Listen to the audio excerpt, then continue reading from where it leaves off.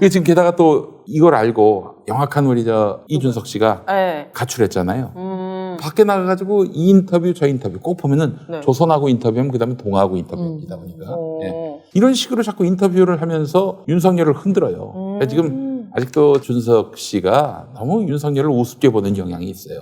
우습게 보인 건 아니고요. 응? 아니 둘이 얼마 전에 막 껴안고 사진 찍었는데 그치. 또 그래. 그건 사진 찍는 거죠. 그거는 이제 한번 달래주러 간 거야. 가기 싫은데 전에 얼마나 가기 싫어했는데 윤석열이. 근데 하여간 울산에 가가지고 이제 언양 불고기를 먹으면서 이제 뭐 네. 화해를 했다고 그러는데 네. 이거는 윤석열로서는 마지막 말하자면은 용서, 배려예요. 배려. 만약에 여기서 또 엇나간다? 그러면 그다음부터 이제 국물도 없는 거지. 보십시오. 그랬더니 바로 그저께 네. 보수 극우 유튜버들이 가세현 같은 거. 그치 윤석열의 지금 심기를 건드리고 있는 이준석 네. 이준석의 그 사생활을 자꾸 털려고. 아 진짜. 털었어요. 그래서 뭐 무슨 무섭다. 성상납을 받았다느니 와. 저쪽에 신혜식 쪽에서는 무슨 얘기가 나왔냐면은 이준석 씨가 애인이 있었는데 네. 네. 그 애인 말고 또 누가 딴 여성을 막 이렇게 양다리? 터치도 하고 뭐 관계까지 간 걸로 이제 얘기가 나오는데 엔조이. 그런데 이제 이 여성은 몰랐던 거지. 아, 이준석이라는 명망가가 나하고 사귀고 싶어 하나 보다 해서 연인 관계인 줄 알았대. 근데 어느 늦은 밤에 연락이 왔어요. 이준석한테. 여자친구가 있다. 근데 그 뒤에 얼마 안 있다가 또 전화가 왔어. 근데 그 이번에는 이준석과 사귀고 있다는 여자친구가 연락이 와가지고. 그 여성한테. 그래서 아, 여기도 심파네요. 뭐 그래서. 근데 뭐 이분이 뭐 30분 넘게 뭔 소리를 하는지 이해가 안 되게 하여튼 굉장히 기분이 나빴다는 거야. 예. 근데 범죄는 아니잖아요. 이분 근데 결혼한 이제- 것도 아니니까. 아니 근데 터치를 했다는 거 아니야. 그리고 또 관계까지 가졌다는 거 아닙니까? 어. 그 증언에 따르면은. 그래서 이거는 연애를 빙자한 뭐 이제 그런 것이 아니겠는가.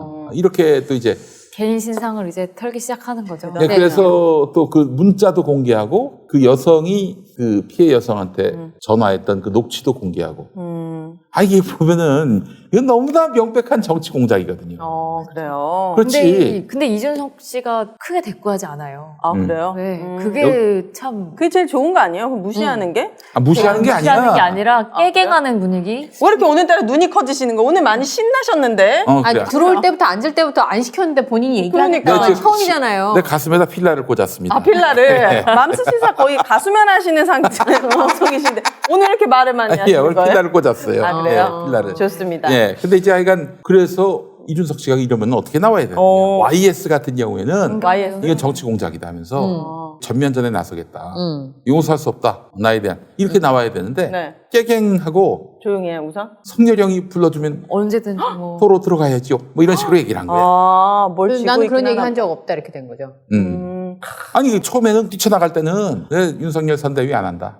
이랬거든. 네. 근데 불러주면 돌아간다. 진짜요? 아이 너무 굴욕적이잖아. 이런 게 어딨어. 아 정말. 게다가 또 이게 사실은 이준석만의 일이 아니라 이런 식으로 말 안 듣고 자기 뒤에서 씹고 자기를 불편하게 한다? 이렇게 해서 뒤를 털어가지고 사생활을 털어가지고 망신을 주고 네. 그래서 완전히 사회적으로 매장을 시키겠다? 아유. 여러분 이게 대통령이 만약에 이런 마인드를 갖고 네. 비판 세력들 박정희 때 그랬습니다. 여자 관계 털고 이런저런 뭐 도움 관계 털고 그렇게 네. 해서 또 이제 하다못해 잡아가가지고 고문도 하고 그런 시대로 돌아갈 수 있다니까?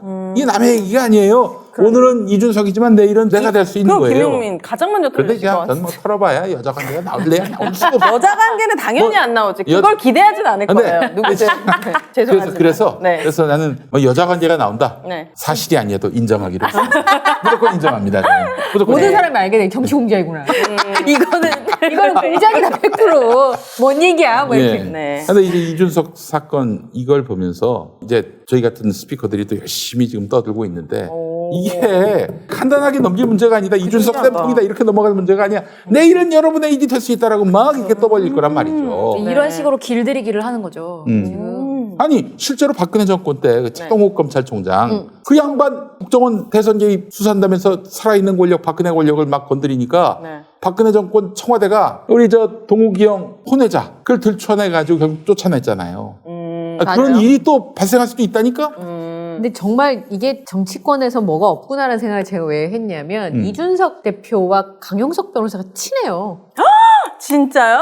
그래서 제가 이제 너무 이제 슬프다. 종편에 있었으니까요. 옆에서 구경할 일이 많이 있잖아요. 네. 저는 뭐 그 안에 플레이어는 아니지만, 그러니까 강용석 변호사 도도맘 사건 기억나시나요? 아 그렇죠. 네네네. 네. 블로거. 네. 네. 그때 사적인 얘기들을 전 이준석 대표가 얘기하는 걸 많이 들었거든요. 왜냐하면 방송을 두 사람 다 많이 하니까 친하기도 하고 같이 만나서 얘기도 하고 그런 사이였어요. 근데 네. 가세현이 이번에 이제 성상남 얘기를 터뜨렸고 이준석 대표가 고소하고 이런 일이 벌어졌잖아요.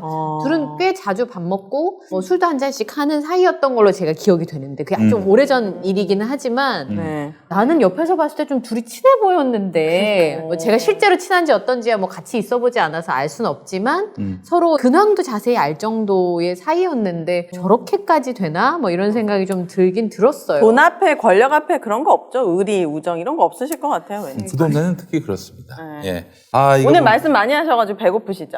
배고픈. 네, 빨리 우리 찹쌀떡 광고할까요? 먹고 아유. 할까요? 그러니까요. 이거 알겠습니다. 빨리 먹어야 되거든요. 안 그러면 알겠습니다.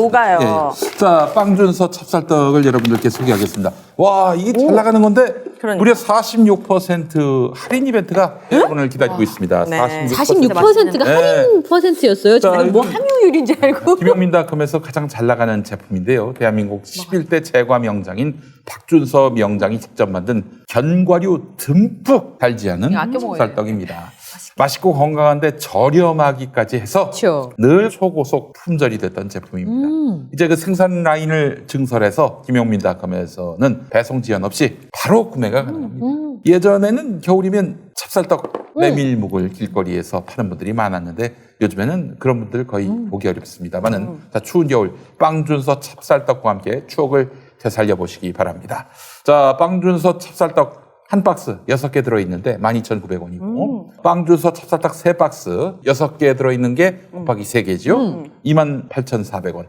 3박스 구매가 할인율이 가장 높습니다. 게다가 맛을 보시면 3박스 구매가 필수임을 알게 되실 거예요. 자, 김용민닷컴에서 놀라운 맛에 빵준서 찹쌀떡을 46% 할인된 놀라운 가격에 만나보시기 바랍니다. 연말연시에도 김용민닷컴 전 제품은 배송비 빵원입니다. 제가 어제 또 김용민닷컴에서 플렉스 한번 했거든요. 뭐 하셨어요? 지난주 우리 광고했던 귤이랑 연어 그리고 양지곰탕.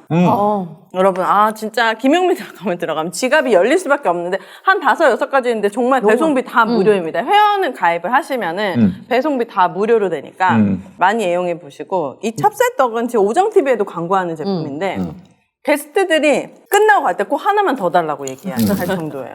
정말 너무 맛있어가지고 여러분. 야, 사라! 그러니까 좀 샀으면 좋겠는데. 아니, 진짜 이게 뭐야? 견과류가 보일지 모르겠어요. 저 진짜 견과류 좋아하는데 견과류가 장난 아니에요, 진짜. 맛밤이 통째로 하나 다 들어있습니다. 아. 적당히 달고 이 찹쌀도 국내 찹쌀이라 가지고 아주 속이 편안합니다, 여러분. 네. 정말 적당히 달다는 점. 50브릭스 네. 이 당도가 아주 적당히 답니다, 여러분. 그렇습니다. 여러분 많이 사랑해 주시고 네. 빵준서 찹쌀떡 46% 할인 이벤트 여러분의 많은 참여 바라겠습니다. 잠시 후 안양스마트 오픈기념 특별세를 시작하겠습니다. 저희의 첫 번째 프로모션 자율주행 셔틀입니다.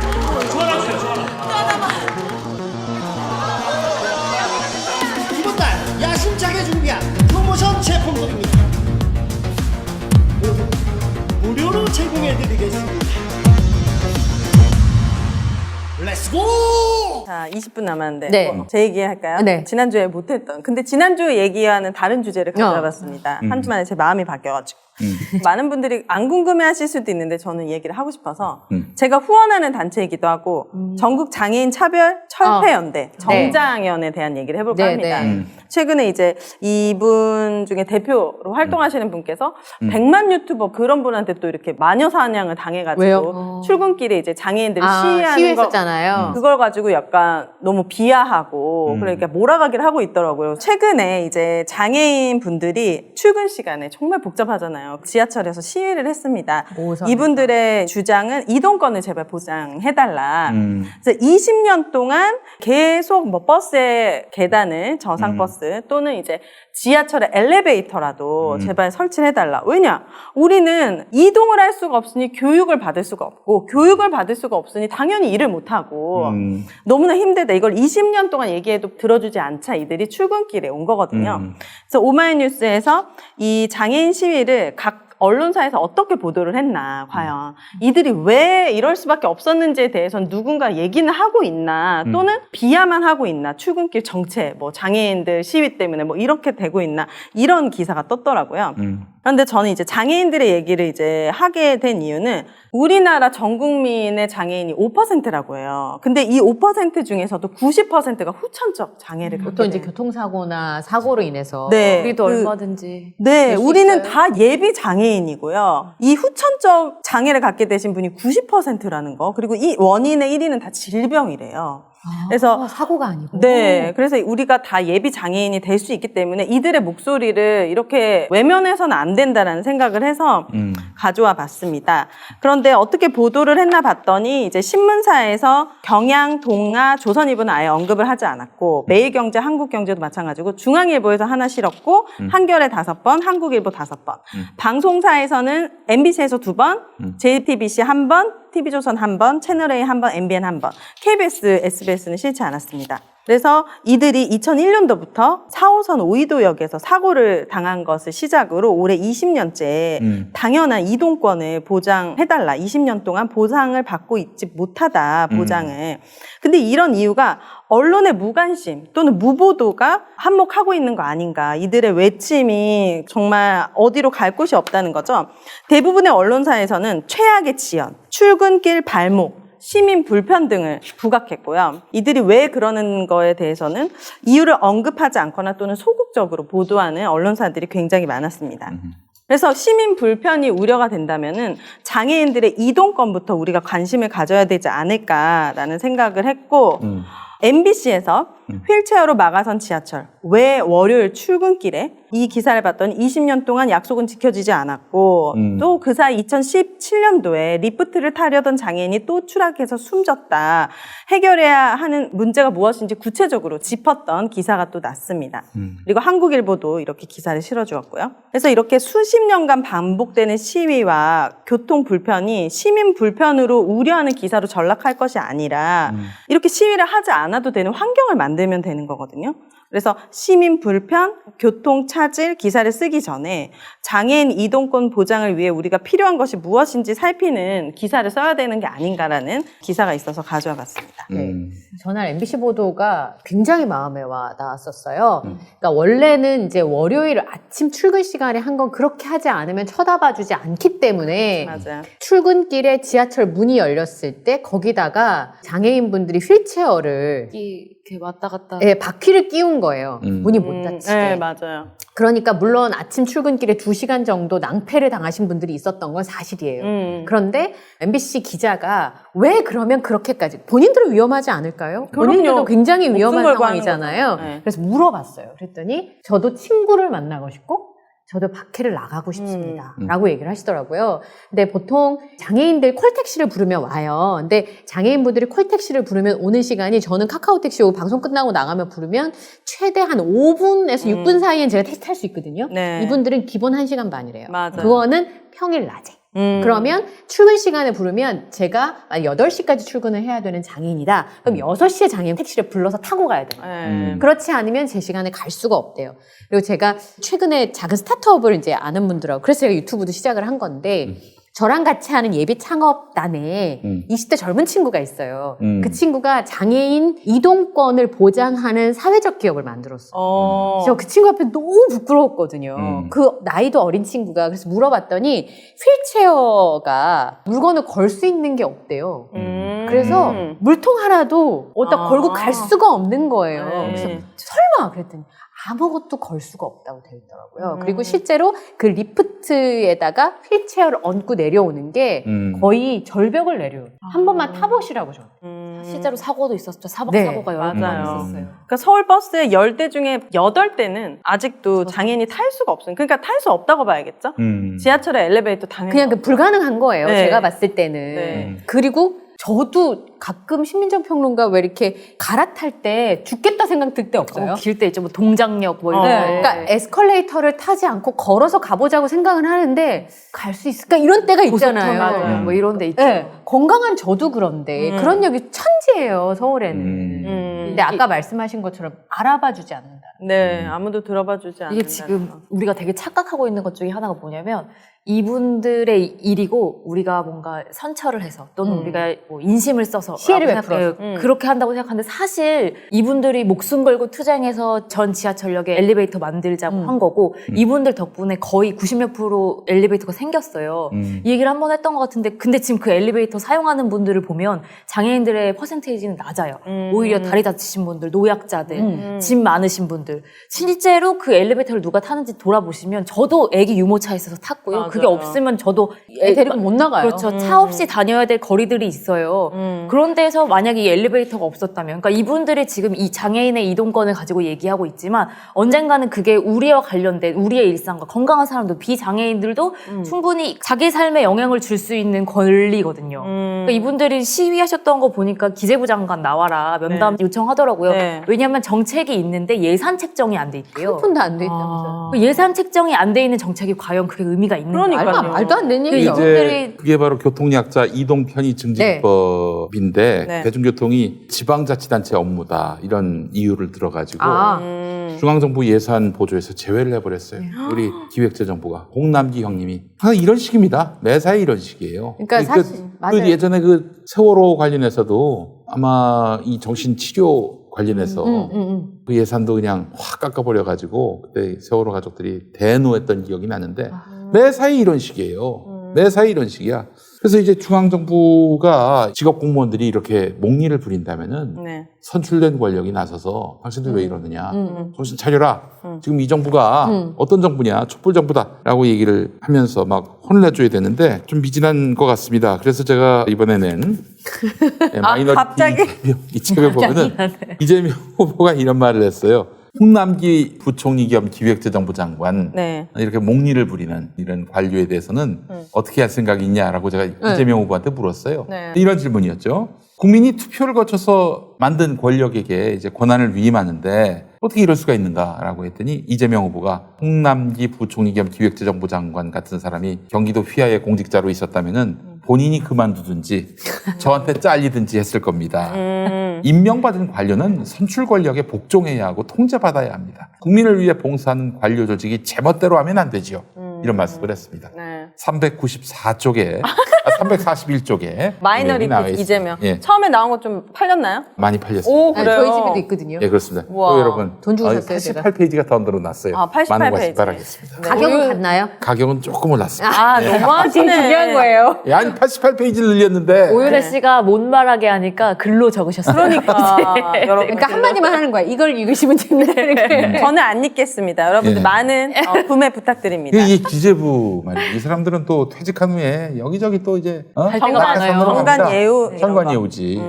정말 아니 뭘 잘했다고 그 전관 예우까지 봤습니까? 사실 이런 분들 공직자들이 실제로 이익 관계에 있는 분들 퇴직 후에 가지 못하도록 하는 법이 외국에서는 있어요. 어. 변호사에 관련한 법률 관련한 직에서 일하시는 분도 퇴직하시고 나서 갈 수 없고 그리고 이런 기재부나 같은 전문성 이제 국가 관료로 있다가 이익을 나눌 수 있는 그런 곳으로 갈 수 없는 그런 법들이 있는데 네. 우리나라에도 그런 것들이 좀 적용이 돼요. 아니 근데 원래 공무원이 자기가 하던 업무와 관련된 곳이 아니면 비스무리한 업무는 괜찮은 거예요? 다 비스무리한 곳으로 그러니까요. 가셔서 그러니까 전담 업무와 같은 업무는 못 하게 되어 있는데 고위공직자들은 네. 그러니까 비스무리한 데 가셔서 내가 아는 인맥들을 이용하셔가지고 그냥 꾸준하게 잘 먹고 잘 살아요. 아니 이런 그러니까요. 정도가 아니에요. 사실은 지역화폐 예산을 확 깎았잖아요. 지역화폐 예산을 깎으면 어디가 좋으냐? 온누리 상품권이 좋습니다. 아. 온누리 상품권과 유관한 기관에 단체장으로 또 우리 기재부 출신이 가셨고. 아. 네. 그렇게 다 가실 만한 데들이 무슨 여신 무슨 회 무슨 그것도 회 여신회 이런 데로 이거는 이제 여신? 카드사. 여신?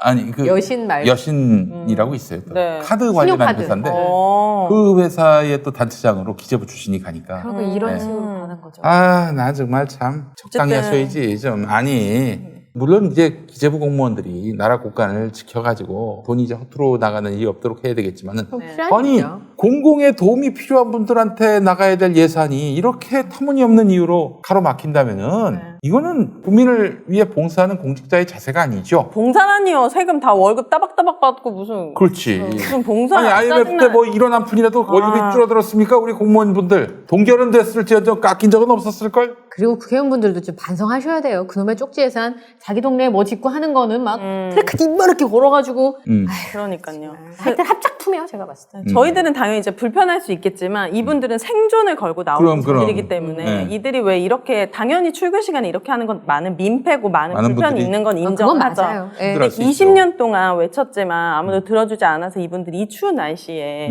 이렇게밖에 할 수 없었던 이유에 대해서도 우리가 한번 생각해봤으면 하는 마음으로 가죠. 그리고 이제 이 장애인분들의 어떤 기사가 날 때 비장애인들의 시선으로 기사를 쓰는 경우가 대부분이에요. 제가 가끔 들어가는 이 언론사는 비마이너라고 이제 장애 해방 운동이라고 네. 하는 모토를 가지고 하는 언론사인데 이분들이 쓴 이 기사를 보면 내가 얼마나 비장애인의 시각에서 모든 걸 보고 있었는가를 알게 되더라고요. 또는 시위 한 장면을 보더라도 이분들이 쓰는 기사는 좀 달라요. 그리고 문제의 근본적인 원인이 무엇인지 우리 가끔 그런 기사가 불편할 만한 기사들 말고 비마이너 기사를 참고하시면 다른 관점으로 보실 수 있지 않을까. 맞아요. 네. 예. 저 애가 졌을 때 몸 무거운 것만으로도 얼마나 많은 일들이 아, 나 옛날에 하던 게 그렇게 어려운 일이었나? 맞아요. 서 있고 생각이 드잖아요. 앉았다 일어서는 것도 얼마나 힘들었는데. 저는 돌아눕는 게 안 돼가지고 맞아요. 나 좀 밀어줘. 아이고.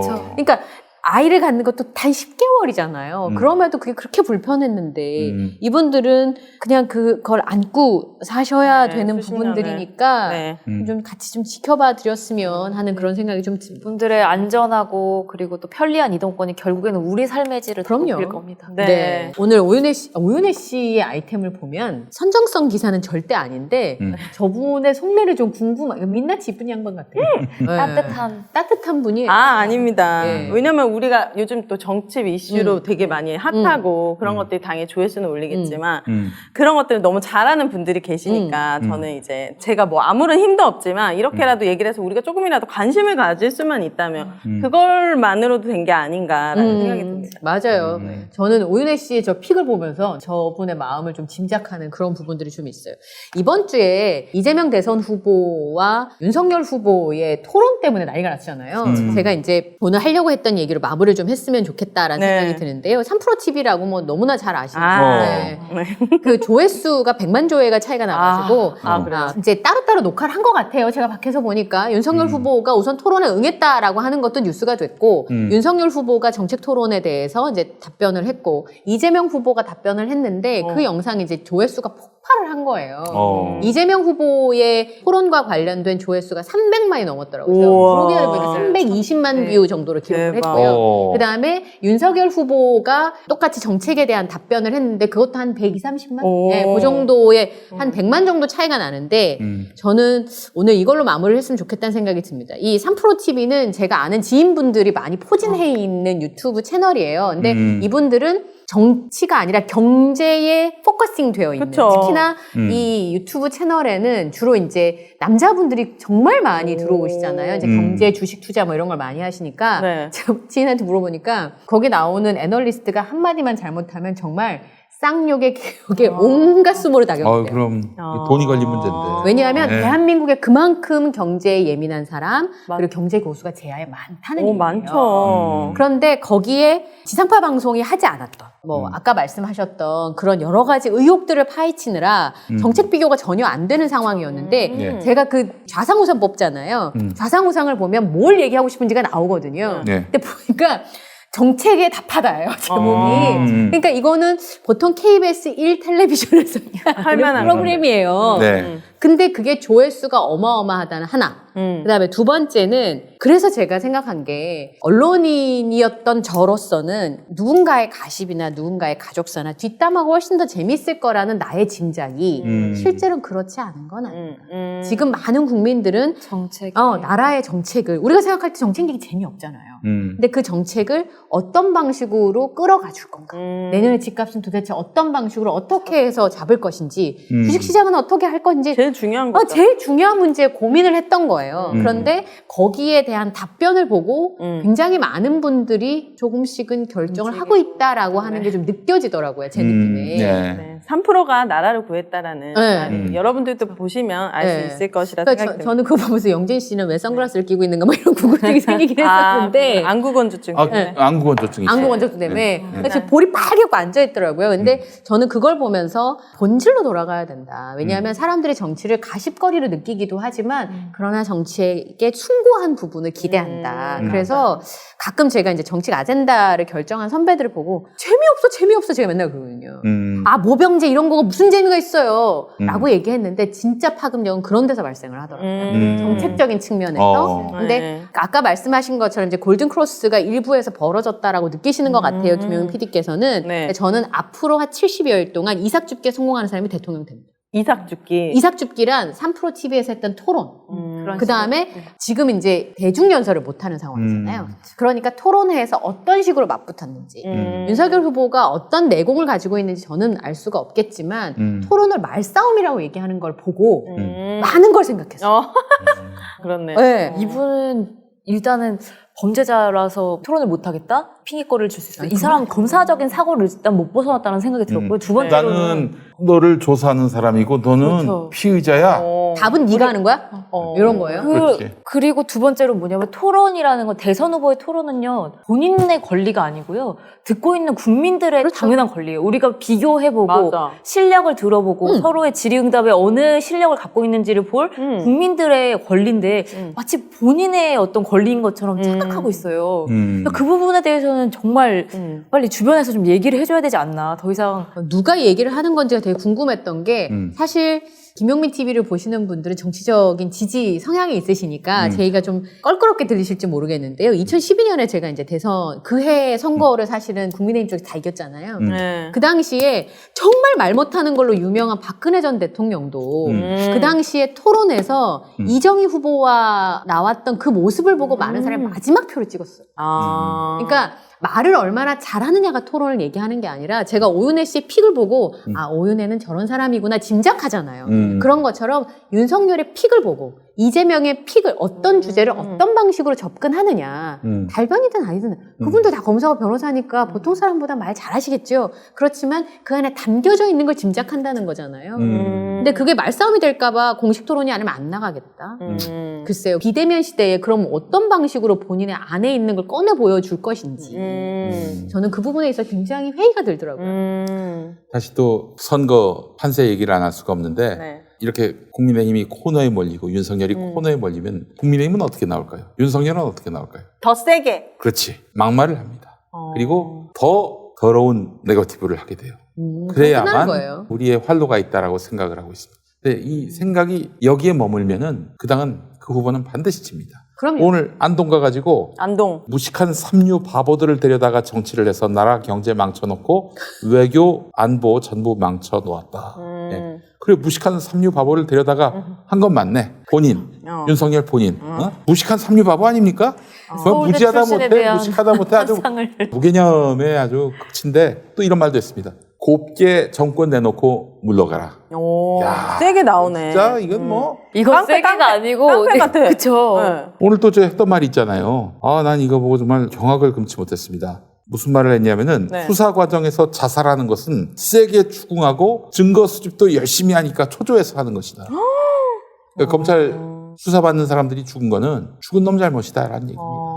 무섭다. 야, 너도 한번 그렇게 한번 조사받아보자. 똑같이 한번. 그러니까요. 조국한테 가 있듯이 너도 한번 똑같이 한번 수사받아봐. 그 얘기를 하고 싶더라고. 그러니까 참 그렇습니다. 그게 예전에 박진영 씨가 한 얘기가 있어요. 박진영 씨가 굉장히 논란이 되는 가수요? 가수 네. JYP. JYP. JYP 요? 네. 박진영 씨가 논란이 굉장히 많이 되는 가사를 많이 썼잖아요. 네. 지금은 약간 노멀한데 그 노래가 딱 나왔을 때 그의 비닐옷 같은 엘리베이터 안에서. 뭐 이런 거 네. 지금은 뭐 그럴 수도 있지라고 하는데 그 당시엔 진짜 파격적이었거든요. 그래서 사람들이 자기가 그런 가사로 돈을 많이 번 줄 안다는 거예요. 근데 본인이 써서 그 당시에 그 인터뷰를 할 때 제일 돈이 많이 벌었던 건 G.O.D의 하늘색 풍선이에요. 맞아요. 팬들한테 바치는 노래. 그래서 제가 드리고 싶은 말은 사람을 세게 때려가지고는 뭔가를 받아낼 수 없어요. 맞아.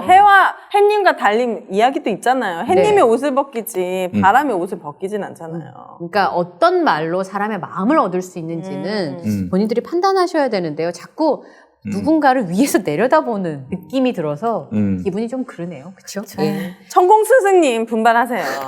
이제 좀 나서실 때가 된 것 같은데 그분 말은 들은다면서요.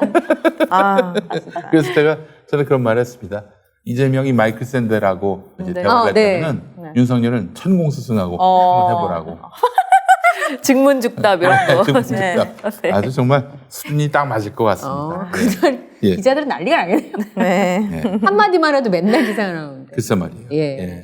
어쨌든 오늘 저희가 이런 얘기를 좀 전해드렸었는데요. 앞으로도 관심은 끊지 마시고 그리고 이제 저희가 전해드리는 꼭 있어야 하는 이야기들도 많이 좀 회자해 주시면 감사하겠다는 말씀 드렸습니다. 네. 자, 오늘 맘수시사 함께 했고요. 다음 주에도 김용민 PD의 저런 텐션을 기대하면서 알겠습니다. 예. 네. 다음 주에 준비해 오겠습니다. 예. 예, 알겠습니다. 다음 주도 새해입니다. 아, 그러네요. 맞아요. 하여튼 두 분도 새해 복 많이 받으시고요. 새해 소원 한 가지 얘기합시다. 저는 진짜 코로나 저는 올해 사라질 줄 알았거든요. 우리 이제 내년에 코로나 물리치고 우리 자영업자분들 그리고 우리 다 같이 힘내가지고 마스크 벗고 같이 막 뽀뽀하고 손잡고 허그하고 같이 맛있는 거 먹고 이런 날이 왔으면 좋겠습니다.